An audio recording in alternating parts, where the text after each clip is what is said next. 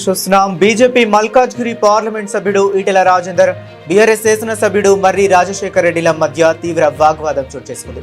మేడ్చల్ జిల్లా మచ్చబొల్లారంలో railway under bridge నిర్మాణ పనుల శంకుస్థాపన కార్యక్రమంలో ఇరువురు నేతలు పరస్పరం ఆరోపణలు చేసుకున్నారు.